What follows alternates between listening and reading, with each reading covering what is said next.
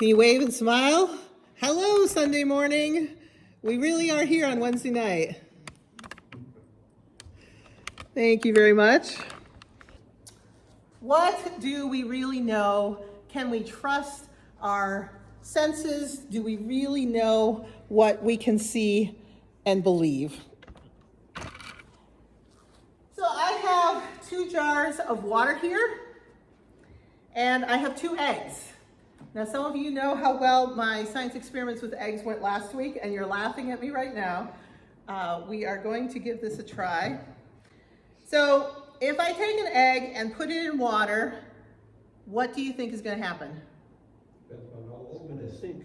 Depends on how old it is. These are pretty fresh eggs. And what's it going to do? It'll sink. It'll sink. So let's see.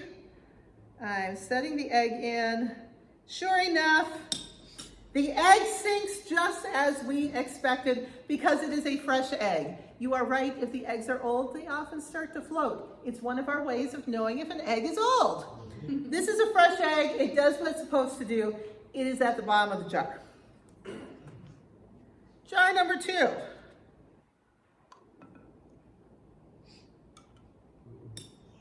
Woo, it worked! The egg is floating in the jar. Now, who knows what I might have done to this water to make this float? Salt. Salt! Now, why do you say salt? Well, because you float easier in the ocean. You float easier in the ocean. So my grandmother never learned to swim, and she was a little bit scared of water, which I didn't learn about till I was older. And then I thought it was really funny because my grandma loved her cabin on the lake. But she didn't go in the lake. She would feed the fish from her dock.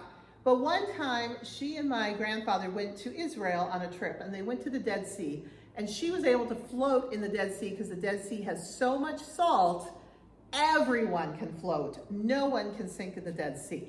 So when you add salt to water, if you put enough salt in there, you can get the egg to float. But when we're just looking at the 2 jars, yes, one looks a little bit cloudy, but otherwise they pretty much look the same. But the eggs don't do the same thing. So just by looking at this, we can't figure out what's going on. Now, would anyone like to come taste the water? No, I'm not getting any takers there. If we used a different sense, we would have known that the water in one jar tasted different from the water in the other one, and we would have had a clue of what was going to happen. Now, Stephanie, can you do the next slide for us? Now, what do you see in this picture? A horse. A horse. Frog. Some of you are saying frog. Go to the next one. If we turn it 90 degrees, it's a frog.